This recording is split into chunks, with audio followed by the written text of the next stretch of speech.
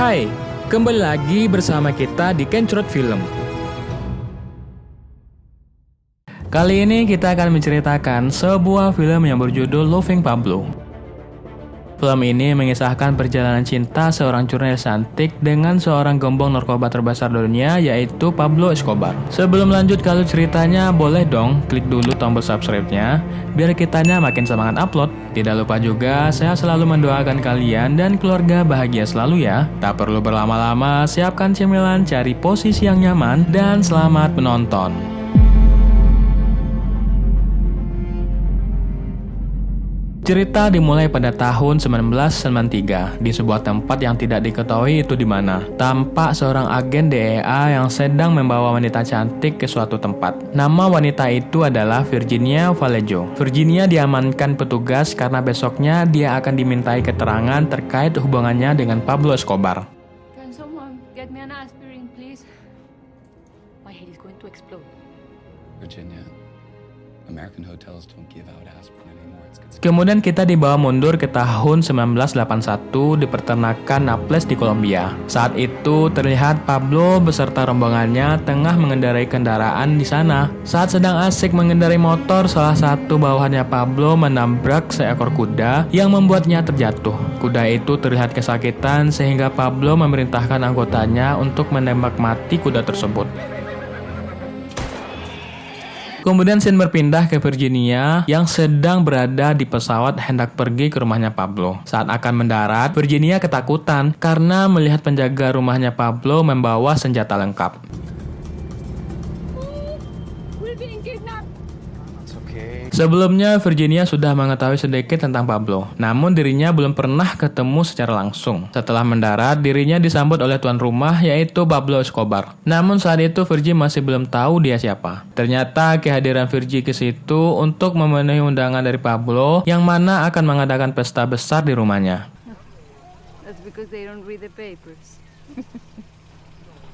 Pada malam harinya, Virginia sudah berada di tengah-tengah pesta dan semua mata tertuju padanya. Saat mengelilingi rumah Pablo, semua penjaganya menggunakan senjata lengkap sehingga kalau ada yang macam-macam bisa langsung dibereskan. Karena kecantikannya itu, Pablo menyuruh anak buahnya untuk memanggil Virgie ke hadapannya. Dan terkejutnya dia, ternyata yang menyambutnya tadi adalah Pablo sendiri. Dan mereka berdua pun mengobrol satu sama lain. Di perbincangan itu, Pablo mengatakan kalau dirinya sedang membangun 2000 rumah untuk warga miskin yang tinggal di perkampungan kumuh. Dan Pablo mengundang Virgie ke tempat pembangunan rumah tersebut berada.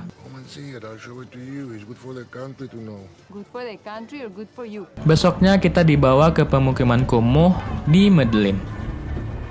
Di sana dia menunjukkan ke Virgie di mana dia akan membangun perumahan itu.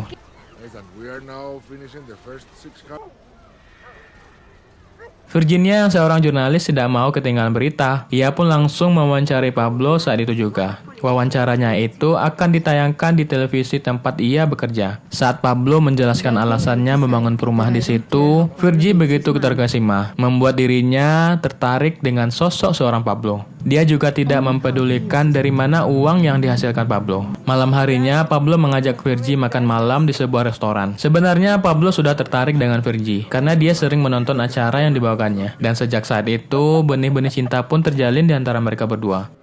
Will I be his widow? Ay, María, Virginia, what are you taking me for?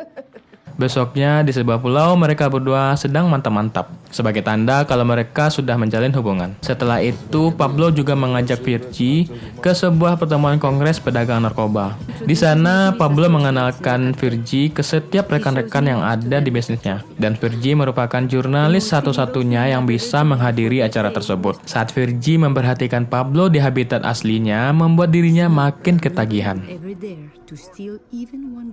Tahun 1982 di Florida, Amerika, anak buah Pablo memblokade jalan tol yang dilalui oleh warga. Tujuannya adalah untuk mendaratkan sebuah pesawat yang mengangkut ratusan kilo kokain yang akan diambil oleh pengedar di sana. Blokade tersebut membuat polisi setempat tidak bisa berbuat apa-apa.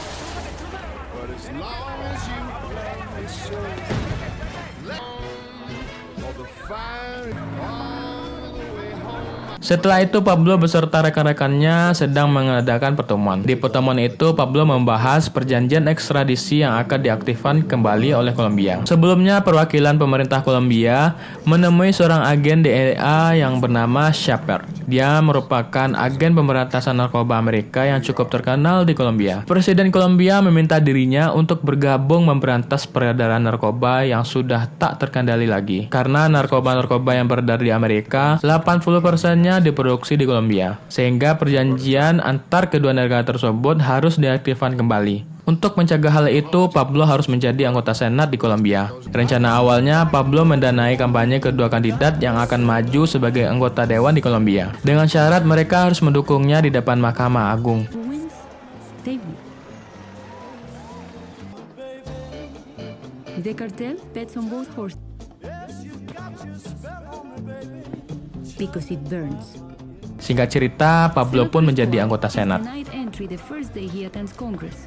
Saat bersama anaknya, Pablo mengajarkan bahwa jangan pernah sekalipun mendekati narkoba, karena dia tahu akibat dari penggunaan narkoba tersebut. Sebenarnya Pablo sangat mencintai keluarganya, sehingga dia selalu menjaga dan mengajari anaknya supaya jauh-jauh dari narkoba. Walaupun seluruh kekayaan yang dia peroleh saat ini merupakan hasil dari perdagangan narkoba.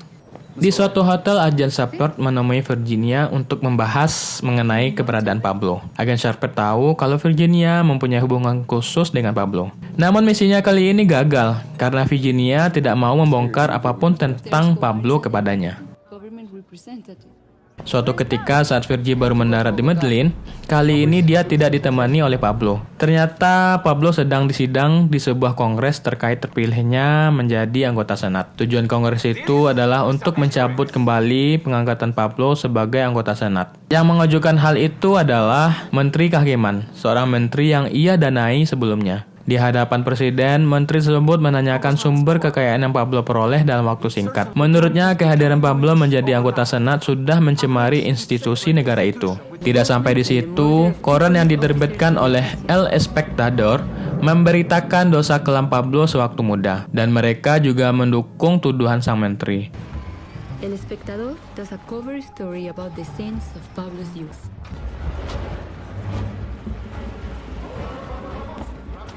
Setelah penghinaan tersebut, Pablo dan kawan-kawannya mengadakan pertemuan membahas operasi untuk membunuh sang menteri. Ada dari beberapa rekannya menolak rencana tersebut. Namun karena mereka takut dengan Pablo, akhirnya rencana tersebut disetujui. Pablo menemui sebuah agen pembunuh bayaran di Sabaneta. Di sana Pablo meminta mereka untuk membunuh menteri kehakiman apapun caranya.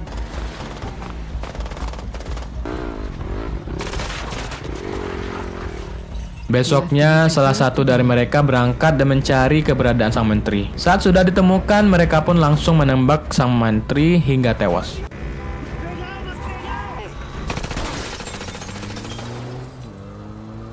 Berita kematian sang menteri langsung tersebar, dan sejak saat itu pemerintah Kolombia mengaktifkan kembali perjanjian ekstradisi dan mengumumkan kalau perbuatan itu merupakan pertanda perang antara pemerintah melawan mafia. Langkah awal pemerintah saat itu adalah membekukan uang Pablo yang ada di Bank Panama. Kekejaman Pablo makin meningkat.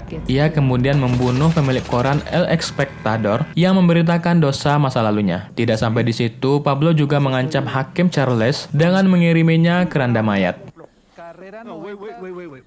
Melihat hal itu, Hakim Charles langsung kena serangan jantung hingga akhirnya tewas. Sejak saat itu, pemerintah Kolombia menerbitkan poster buronan untuk seorang Pablo, dan bagi yang bisa menangkapnya akan dihadiahi uang sebanyak 1 miliar peso. Pablo tidak tinggal diam. Dia juga memberikan banyak senjata kepada para pemuda yang berada di pemukiman kumuh dan melakukan sayembara. Bagi yang berhasil membunuh seorang polisi maka dihadiahi sebanyak $2.000. Rakyat pun berlomba-lomba membunuh polisi dan tentara yang ada di Kolombia.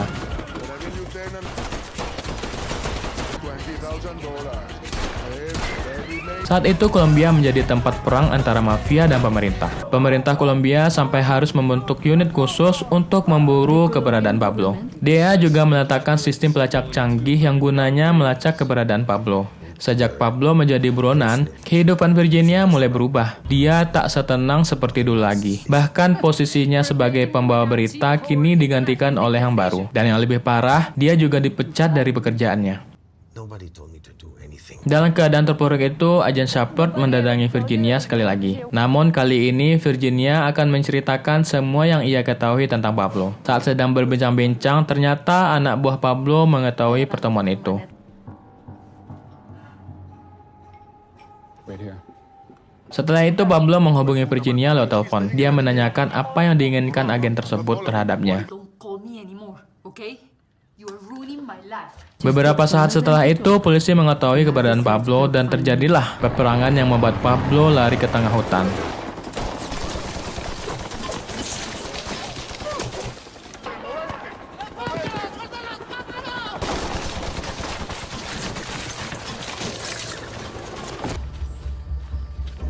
Listen, I need to reach Pablo, or people in Miami are getting out of line. Tidak hanya Pablo, seluruh rekan bisnisnya juga diburu. Mereka menembaki satu persatu petinggi-petinggi kerjaan bisnis Pablo. Pablo loses his strong man. Setelah peperangan itu, tiba-tiba Pablo mengumumkan ke media bahwa dirinya akan menyerahkan diri dengan syarat pemerintah harus mencabut perjanjian ekstradisi yang sedang berjalan. Dan dia sendiri yang akan menyediakan penjaranya. Pemerintah pun menyetujuinya dan pada tahun 1991, Pablo pun dijebloskan ke penjara. Isi penjaranya tak lebih seperti rumah pribadi bagi Pablo, karena semua fasilitasnya dia yang menyediakan. Hanya saja bedanya dia saat ini dijagai oleh banyak polisi. Dari balik penjara, Pablo kembali menjalankan bisnisnya bersama rekan-rekannya. Bahkan di penjara itu, Pablo dengan bebasnya mendatangkan para wanita penghibur dan berpesta ria di dalamnya.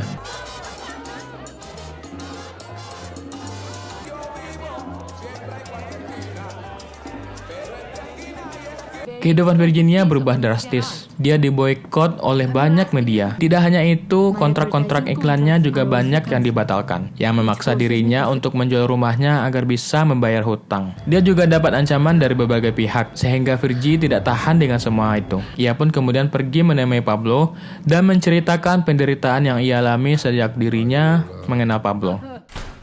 Nice hotel. Pertemuan itu tidak menghasilkan apapun, malahan membuat Virgie makin tertekan dengan ancaman yang diberikan Pablo. I'm broke. My career is over because of you. I will kill them. So your life is going to be full of shit. Malamnya, beberapa rekan bisnisnya datang menemui Pablo. Dan di saat yang bersamaan, Pablo meminta pajak dari bisnis mereka dinaikkan. Namun mereka kurang setuju atas permintaan Pablo, sehingga Pablo menghabisi rekan bisnisnya di tempat itu juga.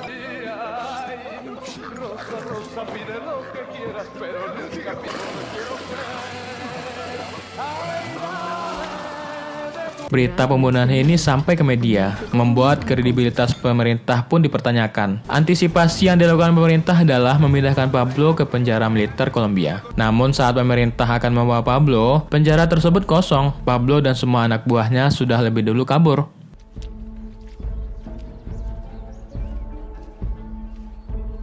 Terkait hal itu, para mantan bawahan Pablo yang dipenjara bekerja sama dengan pemerintah. Dengan imbalan, catatan kriminal mereka akan dihapuskan. Mereka semua juga akan dibebaskan asalkan mau menangkap Pablo. Seluruh musuh Pablo bersama dengan pemerintah dan juga agen DEA membentuk kesatuan pemburu paling mematikan sepanjang masa. Seluruh orang yang berkaitan dengan Pablo akan dibunuh dan mayatnya disebar di seluruh penjuru. Siapa saja yang pernah dekat dengannya akan diburu dan dibunuh, termasuk Virginia sekalipun. Saat Virginia hendak menggadaikan anting-antingnya, beberapa orang pembunuh bayaran mendatanginya. Call the police. Call the police. Tapi untung saja kaca pengaman di tempat pegadaian itu tidak bisa ditembus peluru, sehingga nyawa Virginia aman. Di sebuah kamar hotel, Pablo dan istrinya sedang berkumpul di sana. Tampak istrinya sedang bingung dengan apa yang menimpa keluarganya. Kemudian Pablo menghampirinya dan meminta istri dan anak-anaknya pergi ke luar negeri agar mereka bisa aman dari musuh-musuh yang mengincar dirinya. Di saat yang bersamaan, Virginia menemui agen Shepard di kantornya dan meminta mereka untuk menangkap Pablo. Virginia mengatakan kunci untuk menangkap Pablo ada di keluarganya. Libatkan keluarganya agar mereka bisa dengan mudah menjebak keberadaan Pablo. This is his weak spot. His family, his family, his family. It's all he cares about. Usulan yang diberikan Virginia ditanggapi oleh Agent Shepard. Rencana penjebakan Pablo dengan memanfaatkan keluarganya dijalankan. Dan benar saja, Pablo dengan seketika terpancing untuk menyelamatkan keluarganya. Melalui percakapan telepon, para pemburu Pablo melacak posisi di mana Pablo berada. Setelah diperiksa, posisi Pablo pun diketahui. Dan seluruh polisi yang bertugas diterjunkan ke tempat Pablo berada.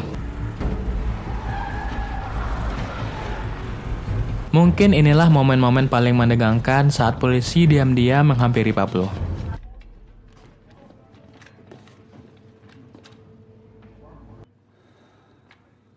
Beberapa saat setelahnya, polisi pun menembaki Pablo dan dirinya tewas di tempat. Dan film pun tamat.